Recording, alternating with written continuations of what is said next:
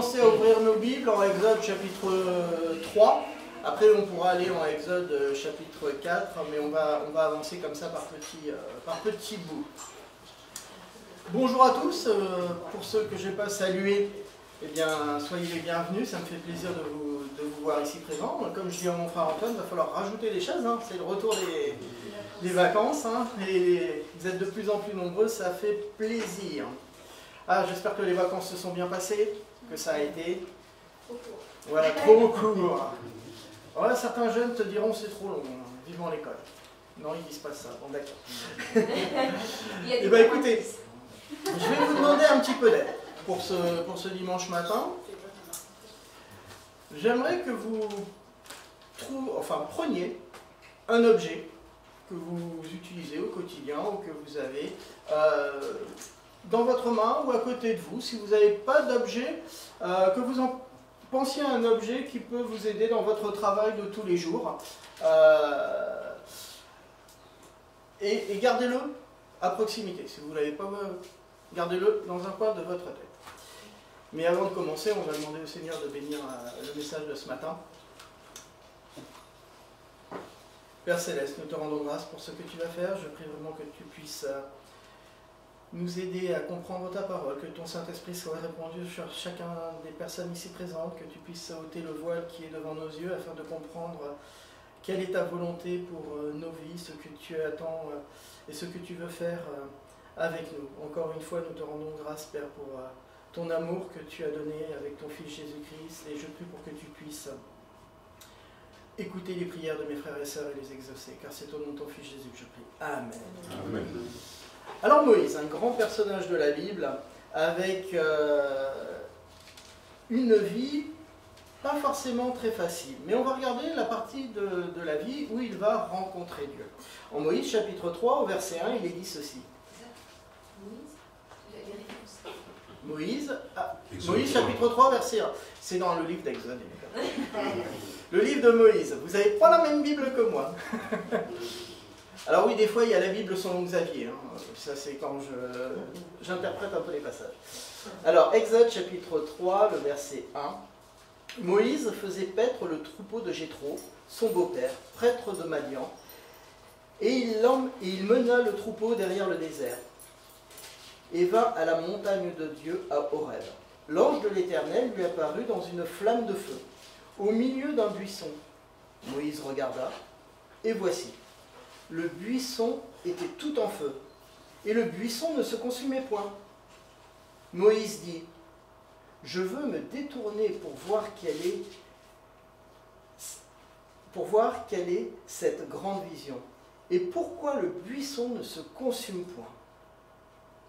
L'Éternel vit qu'il se détournait pour voir, et Dieu appela au milieu du buisson, et dit, Moïse, Moïse, et il répondit, me voici. Un petit peu comme elle a dit Sean, c'est quand même incroyable de voir quelque chose qui brûle et qui ne se consume pas. Moïse était intrigué par cet événement. De quoi qu'est-ce qui pouvait bien se passer? Un petit peu plus loin, on voit qu'il va discuter avec Dieu. Donc, si vous ne connaissez pas forcément l'histoire de Moïse à ce moment-là, mais la discussion est des fois un peu compliquée. Dieu va appeler Moïse, va l'encourager. Moïse va pas forcément tout de suite être très joyeux d'accepter la mission que Dieu lui donne, mais ils ont un échange. Au chapitre 3 d'Exode, pas du livre de Moïse, hein, au verset 11 et 12, il est dit ceci. Moïse dit à Dieu, qui suis-je pour aller vers Pharaon et pour faire sortir d'Égypte les enfants d'Israël? Dieu dit, je serai avec toi, et ceci sera pour toi le signe que c'est moi qui t'envoie. Quand tu auras fait sortir d'Égypte le peuple, vous suivrez Dieu sur cette montagne. Dieu était avec Moïse, il l'encourageait à faire de grandes choses. Il lui a donné une vision, c'était celle de faire sortir le peuple d'Égypte. Quand on continue à lire ces passages, on voit que Dieu a entendu les prières, a entendu les cris, les lamentations du peuple d'Israël qui était esclave en Égypte et qui était maltraité, qui était sous le joug de Pharaon. Et pour le sauver de cet esclavage, il a choisi Moïse. On va aller au chapitre 4 d'Exode et regardez le verset 1 jusqu'au verset 5. Moïse répondit et dit, « Voici, ils ne me croiront point. » Donc ça fait déjà un moment qu'on est dans l'Exode. On a fait tout un chapitre, il est toujours en train de discuter avec Dieu, en disant, bon, t'es sûr que c'est bien moi que tu veux? Je suis pas sûr moi encore. Hein. Ils ne me croiront pas. Point, pardon. Et ils n'écouteront point ma voix, mais ils diront, l'Éternel ne t'est point apparu. L'Éternel lui dit, qu'y a-t-il dans ta main? Il répondit, une verge. L'Éternel dit, jette-la par terre. Il la jeta par terre, et elle devint un serpent. Moïse fuyait devant lui. L'Éternel dit à Moïse, étends ta main et saisis-le par la queue. Il étendit sa main et le saisit, et le serpent redevint une verge dans sa main. C'est là, dit l'Éternel, ce que tu feras, afin qu'ils croient que l'Éternel, le Dieu de leur père, t'est apparu, le Dieu d'Abraham, le Dieu d'Isaac et le Dieu de Jacob. Quand une histoire commence bien, eh bien normalement elle se finit bien. Une belle histoire, c'est un bon commencement, et une belle fin. Lao Tzu disait, un voyage de 1000 kilomètres, ça commence toujours par un pas. Un écrivain, Montaigne, avait écrit ceci, « La naissance de toute chose est faible et délicate, c'est pourquoi nous avons besoin d'avoir les yeux fixés sur le commencement. » Si on réfléchit sur le commencement de notre vision, ça va être la rentrée. Pour les personnes ici présentes, une rentrée pour l'Église du mois de septembre, ça va être des nouveaux clubs, des nouvelles activités, des réunions d'hommes, des réunions de femmes, des réunions de prière. Il va y avoir plein de choses qui vont se remettre un petit peu en route, comme avec cette petite coupure des vacances qui se sont mis en pause, et on va relancer tout ça. On a une vision, vous savez que ce local, c'est un local prêté par la mairie, c'est pas le meilleur local de la mairie, mais on a ce local et on a un projet de construction de bâtiments pour pouvoir avoir notre église, accueillir du monde et faire des activités dans notre bâtiment. C'est une année importante. C'est une année avec une grande vision pour l'église. Et j'aimerais la partager avec vous et j'aimerais que vous ayez aussi votre grande vision pour votre vie. Alors cette grande vision, elle commence avec ce que le Seigneur a confié à Moïse. Qu'est-ce qu'il lui a demandé? Moïse a eu une grande vision d'un buisson ardent et il a commencé à voir quelle était cette vision. Il s'est approché de Dieu et lui a demandé, « Seigneur, me voici. » Et le Seigneur lui a dit, « Je t'ai choisi pour sauver mon peuple. » Alors, je ne pense pas que le Seigneur vous apparaisse pour demander de choisir de sauver le monde. J'aimerais bien. Mais, quelque part, dans la vision de la gloire du Seigneur, quelle est votre part? Quelle est votre... comment Dieu vous appelle? On a parlé un petit peu avant les vacances de ministère. Enfin, pardon, pas de ministère, mais de département. Vous voyez notre église, il manque des choses. C'est une petite église qui commence.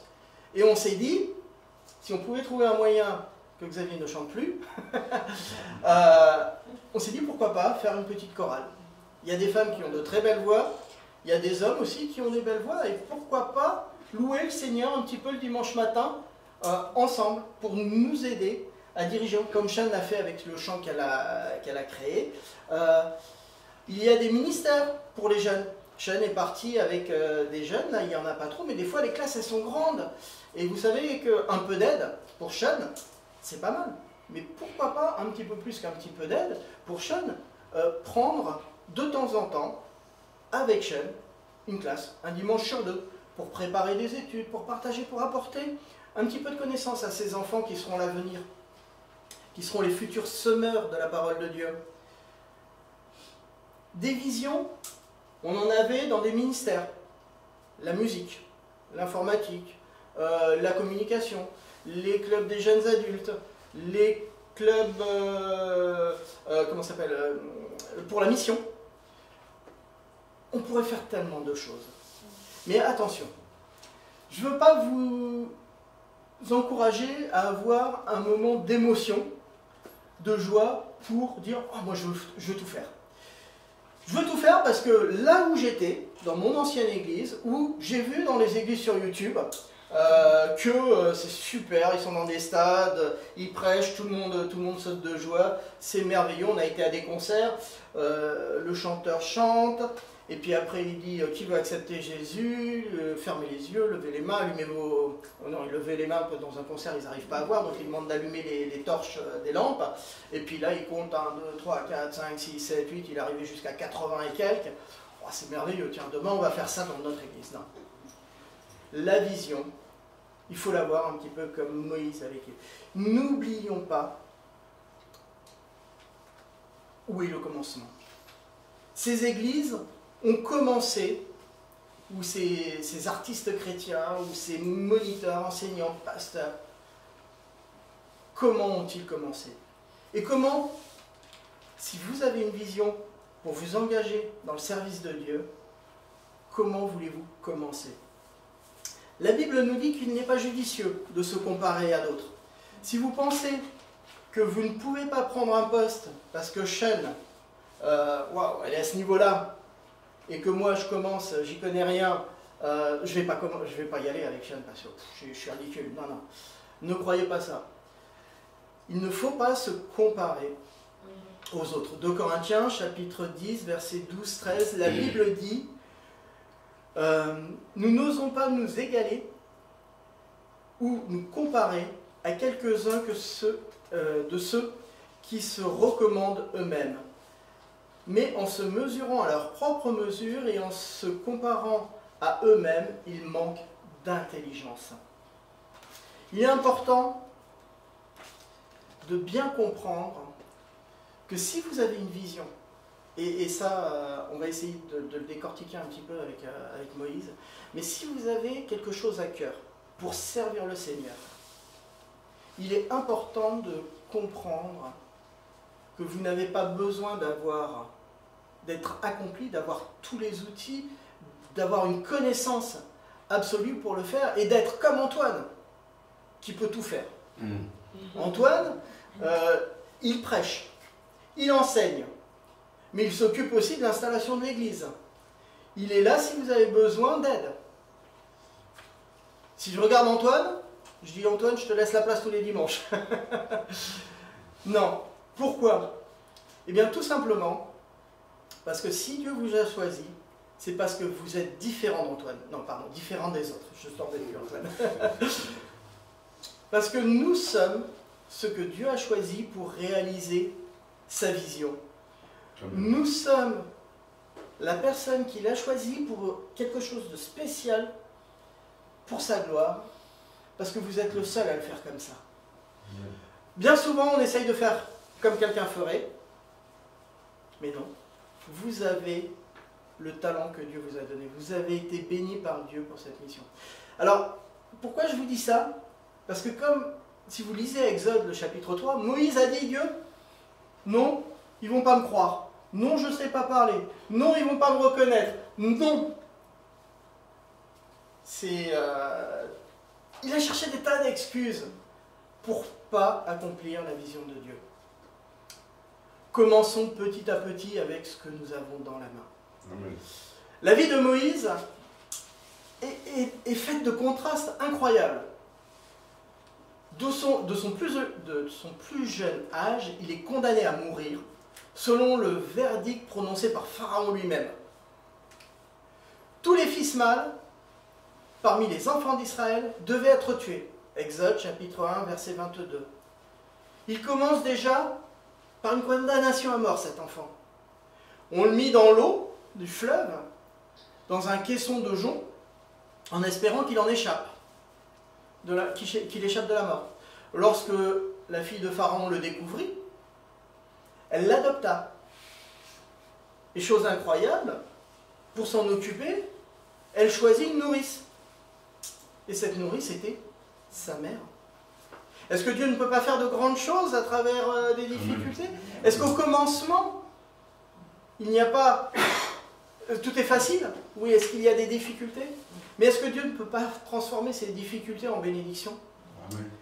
Dans la vision de Dieu pour notre vie, je suis sûr qu'il fait comme ça avec chacun d'entre vous et avec moi aussi. À l'âge requis, rendez-vous compte, Moïse était au palais du Pharaon. Pas de souci de nourriture, pas de souci de vêtements, pas de souci du quotidien. Hein. Il pouvait voir Netflix. Non. Ça, il avait la meilleure éducation.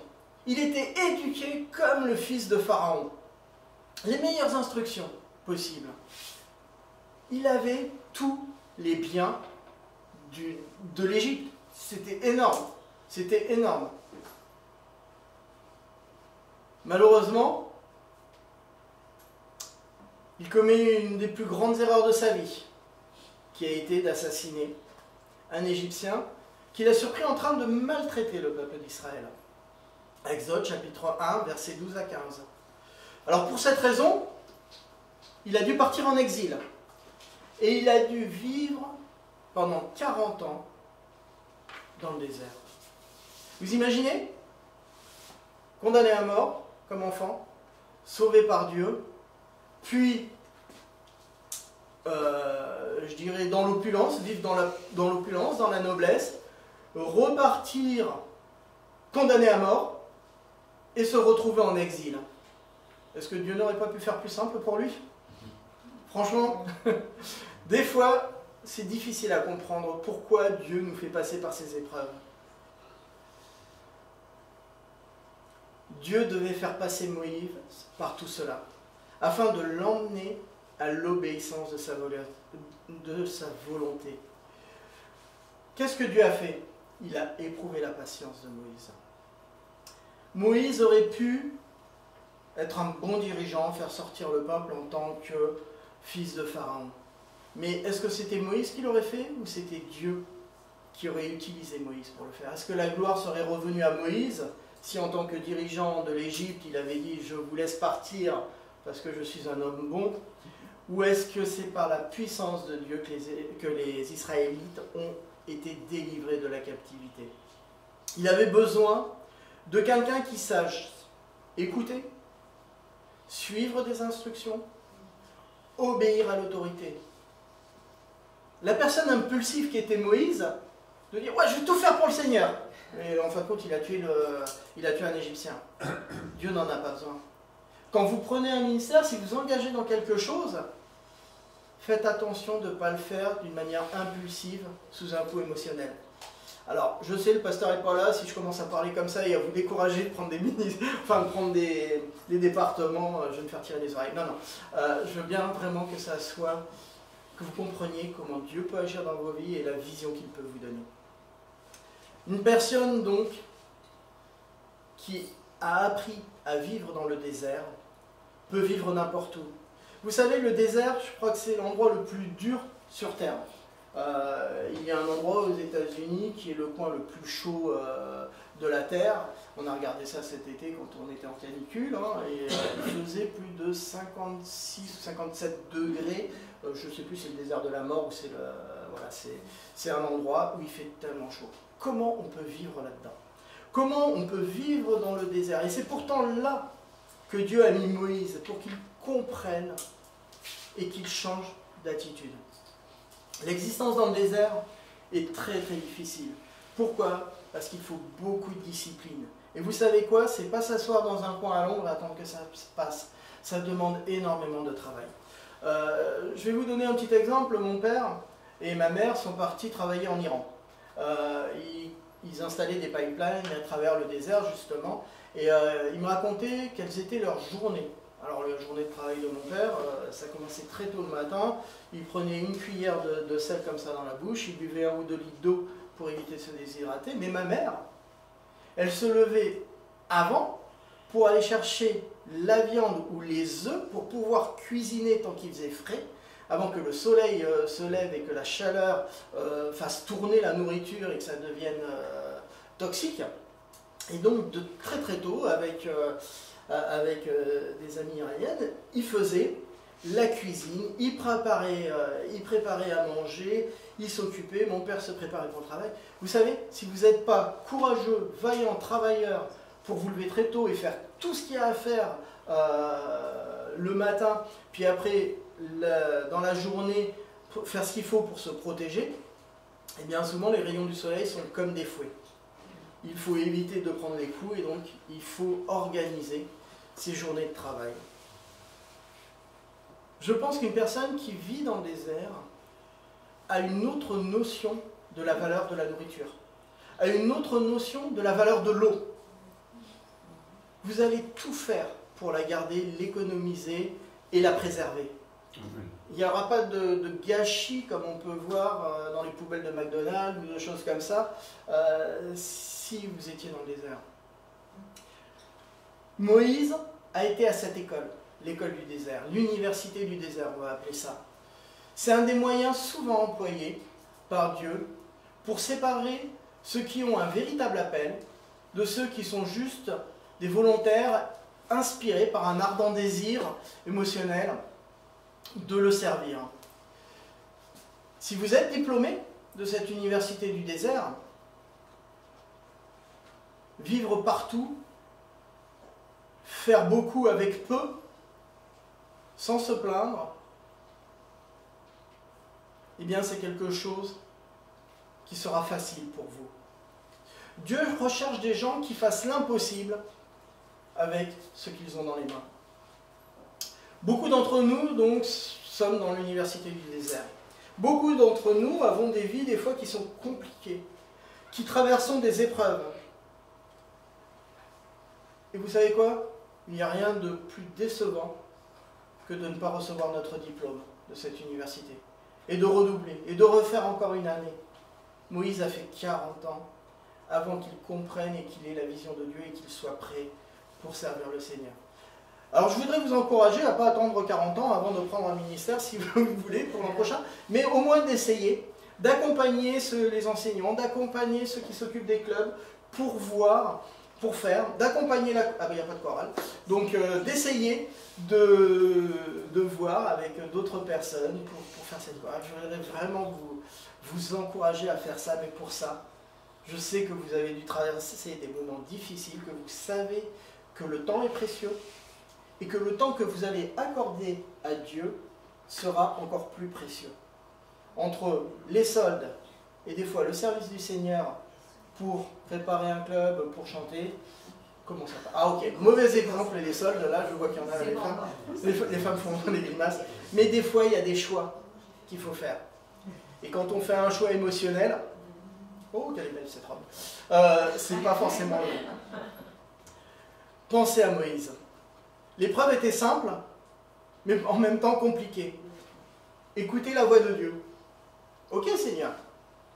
Bon, ça me paraît un peu bizarre qu'un buisson me parle, mais je préférerais qu'Antoine me parle. Mais écoutez la voix de Dieu. Non, Antoine, je ne te compare pas à Dieu. Pas de malentendu. Écoutez la voix de Dieu et lui obéir. C'était si simple. Et pourtant, cependant, Moïse, il a dit je ne suis pas sûr. Je ne pense pas en être capable. J'ai pas ce qu'il faut. Je suis tout seul. Vous savez quoi? Dieu il s'est mis en colère contre Moïse. Au chapitre 4 d'Exode et au verset 14, à un moment, il a commencé à se mettre en colère contre Moïse. Écoute-moi. Moïse qui disait tout le temps, qui suis-je? Et regardez ce qu'il a fait. Alors peut-être vous vous dites, qui suis-je pour servir le Seigneur dans une église, un endroit où il m'a mis? Évitez de mettre Dieu en colère. Parfois Dieu veut vous utiliser et nous permettons de douter. Et ce doute envahit nos pensées, nos cœurs. presque tous ceux qui se présentent devant Dieu avec arrogance, s'ils faisaient une faveur à Dieu. Moi, je sers le... Alors, moi, je donne ma dîme si je gagne au loto. J'ai raté le million. Le bâtiment ne sera pas payé intégralement dans les 5 cette année. Mais moi, je vais servir le Seigneur, mais c'est parce que je suis le meilleur. Je suis le meilleur dans mon domaine, et Dieu a besoin de moi parce que je suis le meilleur. Non, c'est de l'arrogance. Faites ça avec humilité. Vous avez besoin peut-être de passer dans l'université du désert. Il faut toujours penser que le plus important quand on sert le Seigneur, c'est de dépendre de lui. C'est de se soumettre à lui. Les conditions requises pour servir dans un ministère ou dans un département, c'est d'être prêt à écouter le Seigneur, à écouter ceux qui sont là pour faire les choses. Ceux que Dieu emploie véritablement sont comme Moïse. Ils se présentent devant lui, se déclarent totalement incapables de le servir, car ils reconnaissent que si Dieu n'est pas avec eux, ils ne peuvent pas réaliser la tâche. Le plus intéressant dans ce récit se trouve au chapitre 4. Dieu dit, « Qui y a-t-il dans ta main ?» Et je vous poserai la question, « Qui y a-t-il dans votre main ou à côté de vous sur la chaise ?» Quels sont ces objets du quotidien que vous utilisez? Une gourde? Un stylo? Un livre? Est-ce que quelqu'un a sorti un téléphone? Des clés? Des clés de voiture, des clés de maison? Des choses qu'on va utiliser tous les jours. Mais franchement, à quoi ça servirait? Pour Dieu, une gourde, des clés, un stylo, un cahier, un tournevis, une montre. Merci Antoine, il m'a prêté sa montre. Mon objet, c'est ma montre.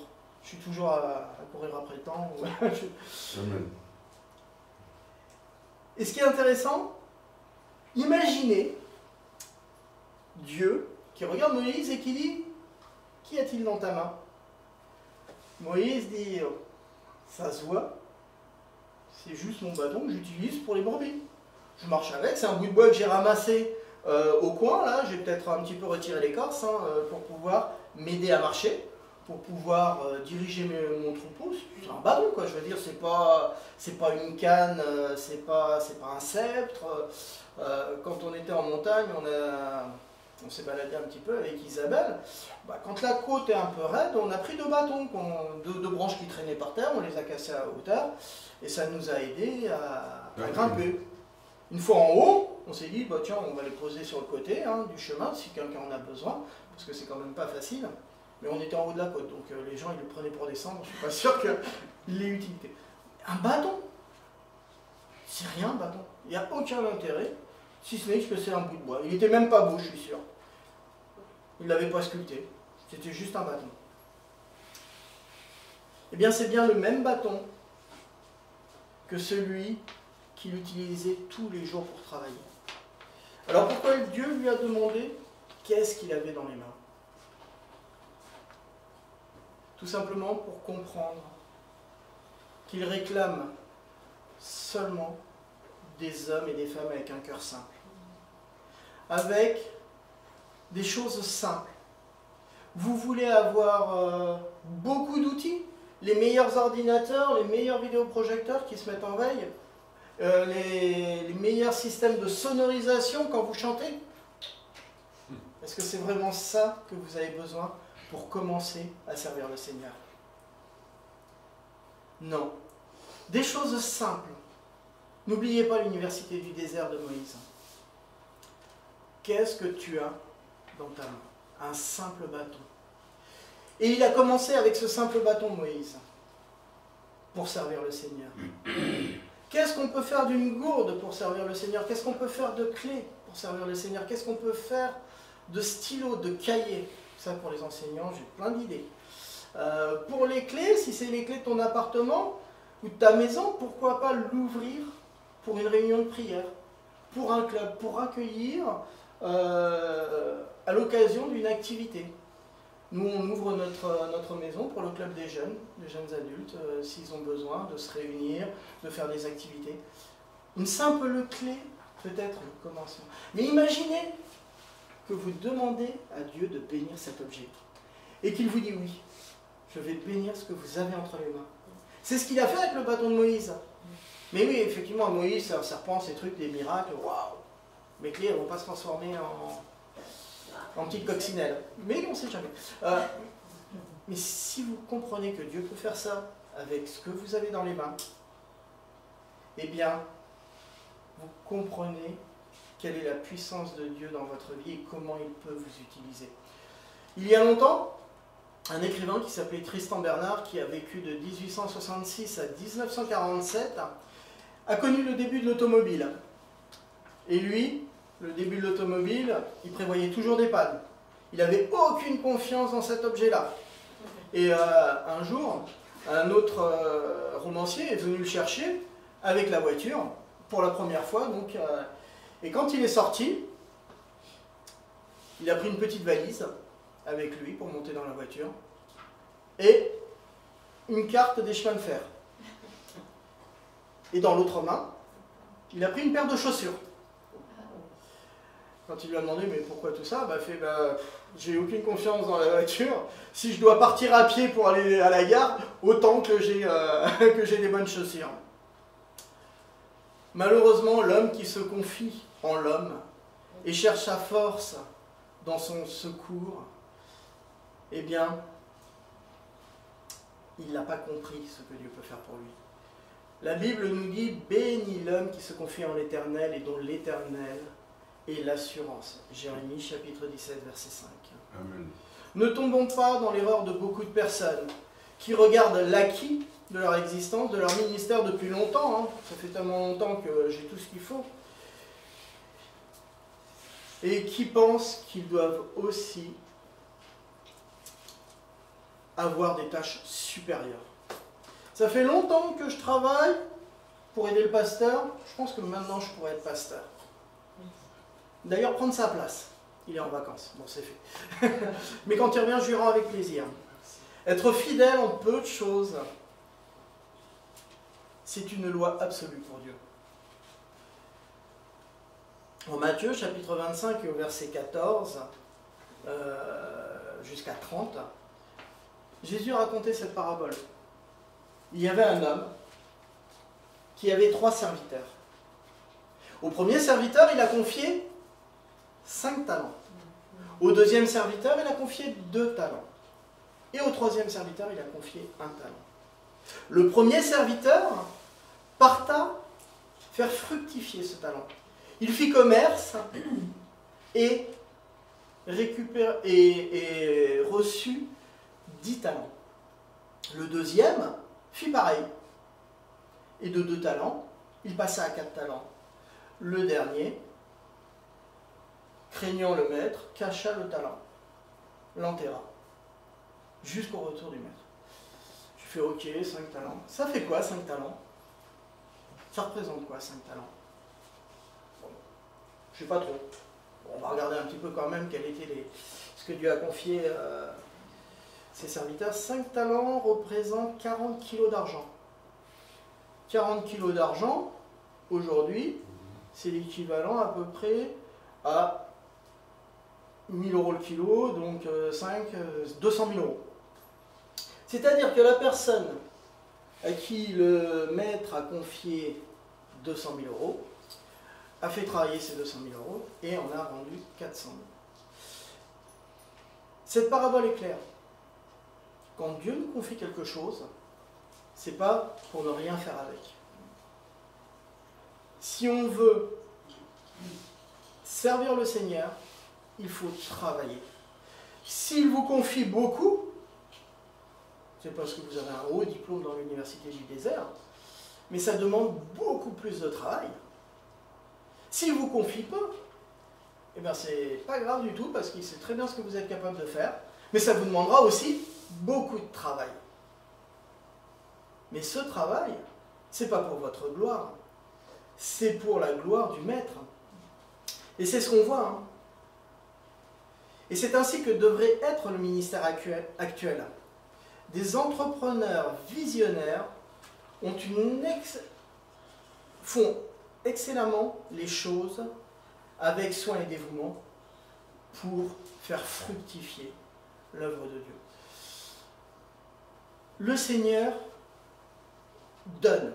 Le Seigneur donne abondamment. Quelle que soit votre position, votre situation, il peut vous donner ce qu'il faut pour le servir. Et si ce n'est pas l'euro million qu'il vous donne, c'est peut-être juste une gourde en plastique.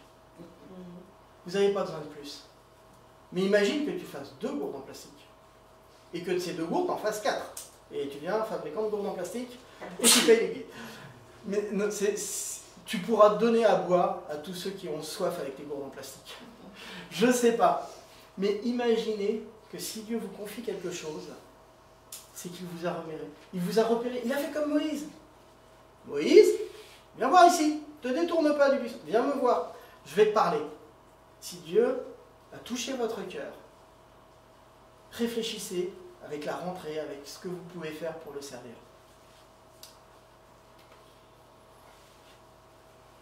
Le Seigneur a aussi parlé de la moisson.